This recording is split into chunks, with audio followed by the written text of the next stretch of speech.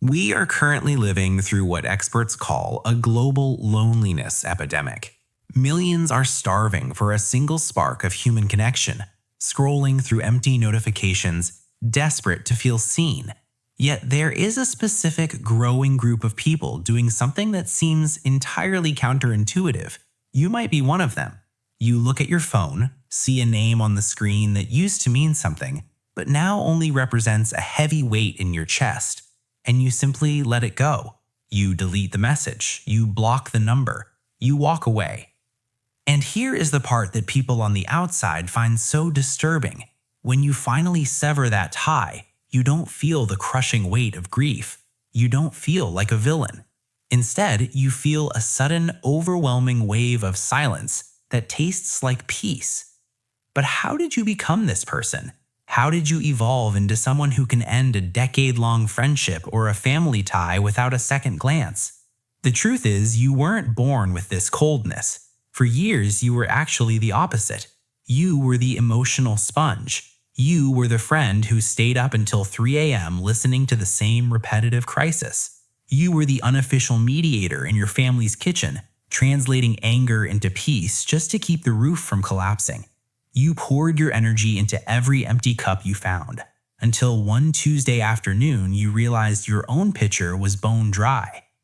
The moment you stopped reaching out, the world didn't end, the sky didn't fall. It just became incredibly, beautifully quiet. Society might label you as avoidant or difficult, but your brain was actually performing a brilliant act of biological preservation. Psychologists often look to the polyvagal theory, pioneered by Dr. Stephen Porges, to explain this. Your autonomic nervous system is like a high-tech radar, constantly scanning for safety. When you spend years in one-way relationships where you are hunted for your energy, your nervous system eventually decides that social interaction is no longer a source of joy, it's a source of danger. To save you, your brain flips a biological circuit breaker. It forces you into a dorsal vagal shutdown. You aren't withdrawing because you're a bad person. You're withdrawing because your internal battery is at 1%, and your body is shutting down the non-essential apps just to keep your heart beating. But we have to look at the blueprint. Why is your drain threshold so much lower than others? For many who find it easy to walk away, the answer is buried in the shadows of childhood.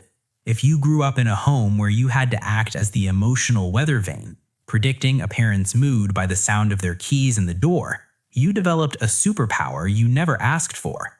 Dr. Murray Bowen called this emotional cutoff. You learned early on that being close to people meant being responsible for their chaos. You discovered that the only place where no one could hurt you or demand something from you was in the fortress of your own solitude.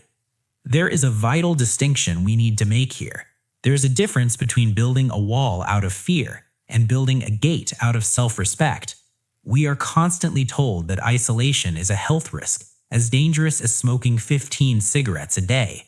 But those studies rarely mention that staying in a toxic, soul-crushing relationship will destroy your heart and your immune system just as quickly. When you cut someone off, and your first instinct is to take a deep, full breath of air, you aren't isolating, you are detoxing. You aren't building a wall to keep the world out. You are simply checking IDs at the door to see who is actually safe enough to sit at your table. And let's be honest, you are incredibly good at that screening process now. People who are quick to cut ties are often master pattern recognizers. Neurologically, your threat detection centers are highly tuned. You aren't paranoid. You just see the red flags while they're still pink.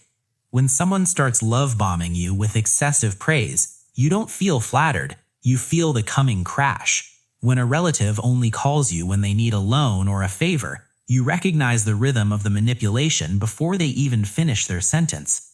Your brain has processed a lifetime of data, and it has finally decided to start listening to the warnings. You aren't antisocial, you are just highly selective. There is a profound gap between loneliness and solitude. Loneliness is a state of psychological starvation. It's the pain of being alone when you don't want to be. Solitude, however, is a state of intentional fasting. It is choosing the quiet because the quiet is rich, it is safe, and most importantly, it belongs to you. You aren't sitting in your room hoping the phone rings. You are sitting in that room finally relieved that it isn't. People who benefit from your lack of boundaries will always call you heartless for walking away. But you know the truth. You aren't running away from them. You are running towards a version of yourself that refuses to live in a permanent state of emergency. That isn't a breakdown. That is a sanctuary. There is nothing broken about you. You are simply someone who learned through 1,000 small cuts that your inner peace is the most expensive thing you own.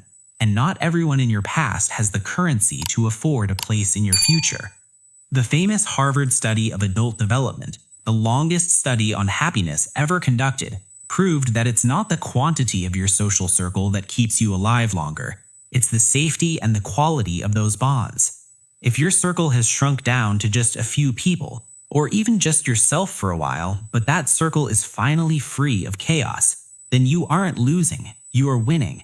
Protect your peace. It's the only thing that's truly yours.